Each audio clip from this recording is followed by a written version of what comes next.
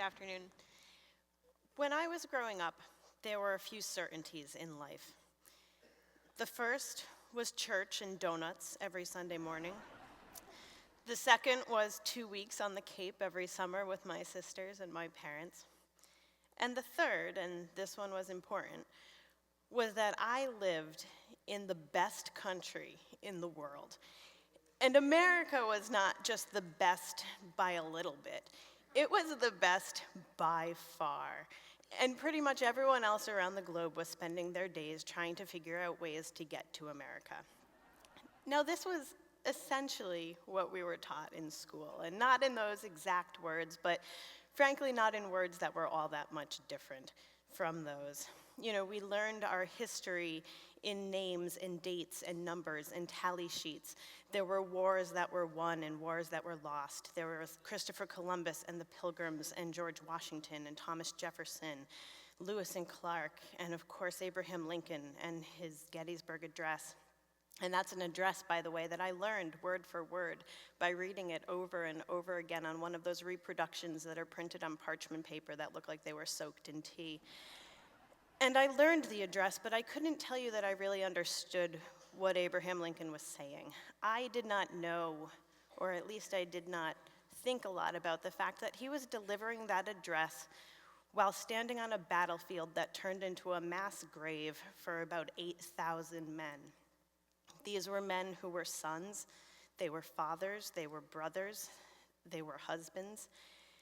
But I didn't think about that. What I thought about was the fact that I was asked to memorize and recite this speech, and I did, word for word. And the history lessons rolled on. You know, there were 2 world wars. There was a civil rights movement that was often told in 2 names, Rosa Parks and Martin Luther King. There was John F. Kennedy, there was Vietnam, you know, there were all of these lessons that we learned. But again, they were names and they were dates. In addition to the names and dates that we learned about our American history, we also learned about international history and international geography. And in 7th grade, we had to do a report about a different country. And I remember I picked Madagascar at random. And what I learned about Madagascar that I could still tell you today was that it was the 4th largest island in the world. It sat off the southeast coast of Africa. Its major export was vanilla, and it had a vast array of wildlife that wasn't found anywhere else in the world. But I couldn't really tell you anything else about Madagascar. I couldn't tell you anything about its people. But what I probably could have told you was that those people were probably scheming ways to get to America. Because again, I lived in the best country in the world. And so as the classes rolled on, the history lessons rolled on, finally by the time I was a senior in high school, I had also taken up Spanish classes and had taken 5 years of Spanish. And my senior year, our teacher came in and told us that we had the opportunity to go on what I thought sounded like the best field trip in the world. This was a week-long trip to Spain, and I wanted to go. And I can remember sitting at the foot of my parents' bed and explaining to them why I absolutely had to go on this trip, and the fact that I had almost all of the money I needed that I had saved through my summer job selling shoes at the local retail store, but I just needed about $300 more in order to pay for the whole trip. Now, at the time, my parents didn't even have passports, but to their credit, they told me I could go, and they also told me that they would lend me the money. And I was thrilled. So I applied for a passport, and I boarded a plane along with about a dozen other high school seniors, and we flew to Spain. And I can remember those first hours in Madrid when we were walking around the streets, and the language sounded like music to me, and in the windows of these restaurants there were legs of ham, and I had never seen anything that looked quite like that. And there was this big, beautiful marble building with pillars that I assumed must have been a palace, or at a minimum their national museum, and it turned out that this was the post office, because in Europe that's what the post office looks like. And I was just enchanted. But what was most surprising to me were the people. These people were living their lives. They were part of families. They had jobs, they had sports teams, they had their religions, and they would sit down to dinners with friends and families and laugh, and they weren't looking for a way to get to America. They all seemed to be having a pretty good time over in Spain.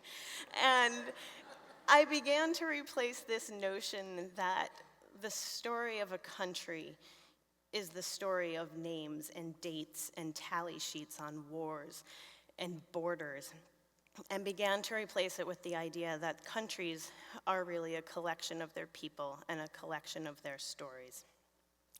Fast forward to me as a 25-year-old, and I'm sitting in an office at WGBH in Boston, and I'm being paid to watch documentary films and write about them, which is a pretty good job, particularly as a 25-year-old. So I had been hired as a publicist for the PBS history series American Experience, which is an anthology series. That is to say that all of our films are on a different topic. Some of them are biographies, some of them look at technological advances. It's across the board. And watching these films for me was a little bit like getting whiplash, because for the first time, I was hearing the stories behind all of those names and all of those dates that I had learned and I had memorized throughout all of high school. I can remember one of the first films that I watched was a film called The Fight. And now I have to admit, I wasn't super excited about this film. It was about a boxing match, 2 boxing matches actually, between 2 men that I didn't know. You had American Joe Louis and German Max Schmeling, but I popped it in. I figured I'd sit down and take some notes while I watched.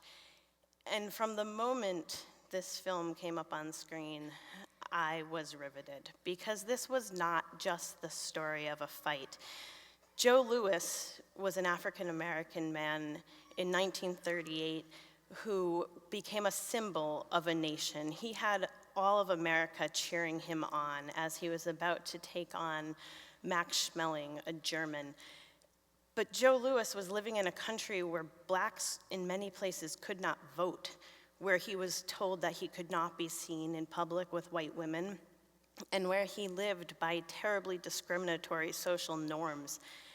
And Max Schmeling, meanwhile, had become a very reluctant symbol of a rising Nazi party in Germany, and had become this symbol of Aryan supremacy that he really didn't believe himself.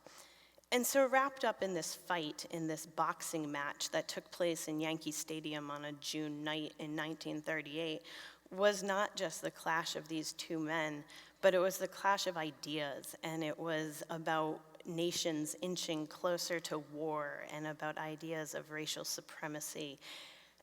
And I was amazed. I can remember the film ending, and I had to catch my breath, because I was shocked. I was shocked that not only that I didn't know this story, I didn't know who these men were, but that history hadn't been taught to me like this.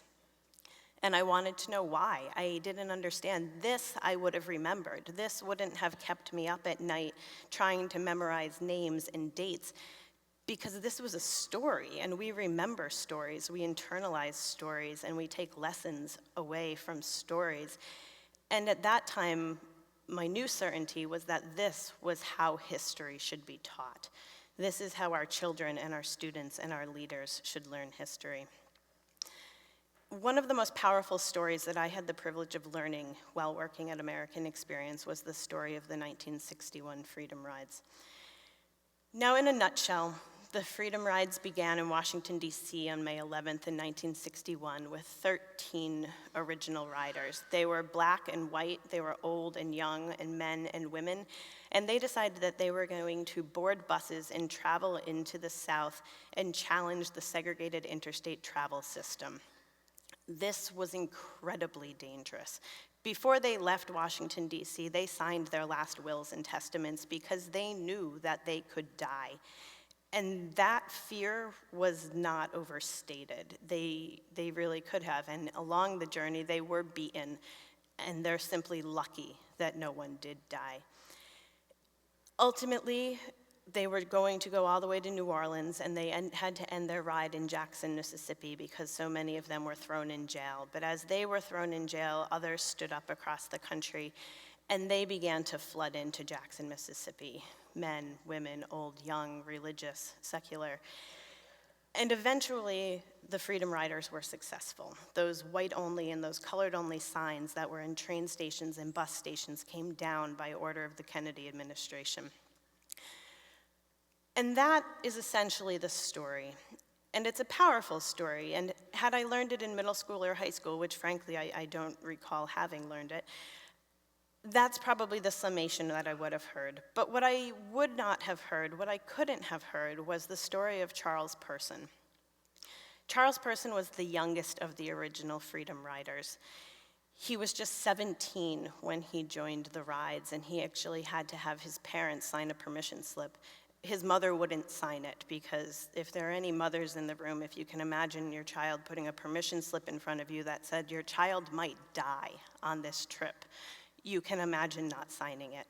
But his father did sign it because he knew how important this was to Charles, and he knew how important this was to the country. And so Charles went on the ride, and he was beaten.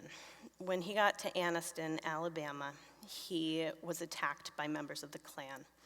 And he took punches to the face and to the body, and this was on top of the insults that he had endured in many of the stops along the way. But he continued, he kept going.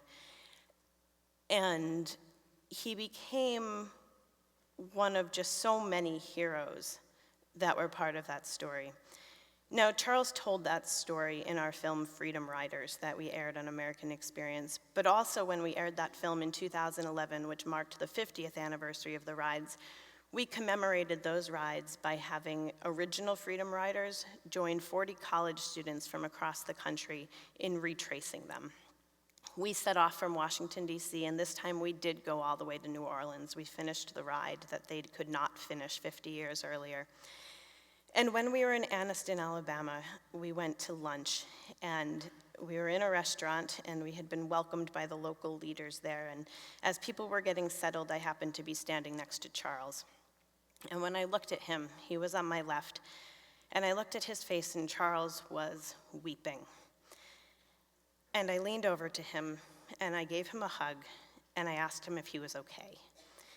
And what he said to me was, "The last time I set foot in Anniston, Alabama, I was beaten. And today, the doors of this restaurant were held open for me, and the Freedom Riders were applauded." In an instant, he became the face, to me, of a journey for civil rights and for justice that is still not complete. And that is a story, Charles's story, and the story of so many others like him, that our students need to hear, our children need to hear, and importantly, our elected officials need to hear. Because when our elected officials are making decisions that have to do with furthering social justice, to achieving greater equality, whether that has to do with voting rights or access to education or police procedure, I want them to be thinking about Charles's story and the story of so many of his contemporary counterparts who are continuing this fight. I don't want them thinking about it in terms of names and dates and statistics. I want them thinking about Charles. Similarly, when those same elected officials are making decisions about our foreign policy, I don't want them thinking about countries in terms of imports and exports and population and numbers. I want them thinking about it in terms of the collected stories that make up the countries of this world. Take, for instance, one issue that is in front of our politicians and is also on the front page of papers on almost a daily basis, and that's the refugee crisis going on around the world, which is enveloping the Middle East and Africa and Europe. Now, it's easy in a way to talk about this crisis in terms of numbers. And to demonstrate that, let's just talk about one country. Let's talk about Syria. Syria has been in the midst of a civil war since 2011. And in those 4.5 years, approximately 4 million people have fled Syria. And on top of that, 7 million people have been displaced from their home within the country. To put that in context, that would be as if the combined populations of Boston, Chicago, and San Francisco simply up and left the country. And on top of that, almost the entire population of New York City was asked to seek shelter elsewhere. That gives us a little bit of context, and it helps us to picture a little bit better what that crisis looks like. But what brought the refugee crisis into stark relief were not statistics, and it was not even better explained statistics. It was one photograph. It was the photograph of a 3-year-old boy whose body washed up on a beach in Turkey while his family was trying to get to Greece. That boy's name was Aylan Kurdi, and he and his brother and his mother all died when a small raft that they were on capsized. When our elected officials are making decisions about the refugee crisis, and when the refugee crisis is taught in history classes in years to come, how will it be taught? Will it be taught based on statistics, or will it be taught based on stories like Aylan's? Because our history, and to better understand the world and to better understand our history, we just need to start to understand a collection of stories. Now, I don't pretend that Charles's story encapsulates the entire story of the Freedom Rides or the entire story of the Civil Rights Movement, and Aylan's story certainly doesn't encapsulate the entire story of the refugee crisis. But it gives us a place to start. It gives us a human understanding of the world around us and of our history. And these are stories that we need to start learning. Now, when I took that trip to Spain back when I was 18, it was just the beginning of what has become a bit of a lifelong travel habit. And the most recent trip that I told my parents that I was going on was to Cuba. It was going to be a 10-day trip to Cuba that I had wanted to go on for years. And this time I didn't have to ask for permission, and I didn't have to ask for an extra $300. But I studied up. I read a lot about the country, about the politics, about the geography, about the revolution that they still live with on a daily basis. And when I got to Cuba, I saw the crumbling beauty in Havana and the well-preserved, colorful city of Trinidad. And it was in the final days of the trip when we were out west in the Vinales Valley, which is where most of the tobacco in Cuba is grown. That's where those famous Cuban cigars come from, that my friends and I were horseback riding. And the rain started coming down, and we kind of took shelter in this little barn off to the side of a tobacco field. And that's where we met a man named Leonardo. Leonardo ran this tobacco farm, and his father had run it before him, and before that, his grandfather had run it. And he told us the story of this land and this tobacco. He showed us how they rolled cigars. He showed us how when they dried the tobacco leaves that they infused them with rum and with vanilla and with spices and fruit juices. He told us about a flood that swept through the valley in 1982 that forced all of the families who lived there to move out of the valley to higher ground, and now all of the farmers who work this land come in each morning at 6 a.m. and they work until sundown. He told us that 90% of his crop goes to the government, and he's able to retain 10% to sell locally or to sell to tourists. And he told us about his family, his 2 children, who might someday start working this land. And he also told me something that was surprising, although it was not the first time I had heard it from many of the people in Cuba, and it wasn't the last time on this trip either. It was something that should have sounded familiar to me. He told me that he thought America was the best country in the world. And the many people in Cuba who told me this told me how they admired the freedom that we have. And of course, I had to acknowledge that I admire that freedom as well, and I live with it every day. But I told them that, to rest assured, we have our own problems as well. Because the thing is, with a country and with our history and our past and present, there is no such thing as just good or just bad. There are lots of shades of gray. And the thing with teaching history is that teaching shades of gray is a really difficult thing to do. I know a lot of amazing history teachers and teachers in general, but when you're testing students, it's a whole lot easier to ask them for names and dates, and it becomes very difficult to accept an answer that is really, well, there are a lot of correct answers, or the fact that, the answer isn't A, B, or C, it's really Charles's story or Aylan's story. But that's what we need to start encouraging both our teachers and our students and our parents and our elected officials to start thinking about when they think about our history, to think about those shades of gray, and to think about those collections of stories rather than names and dates. See, stories unbind our past.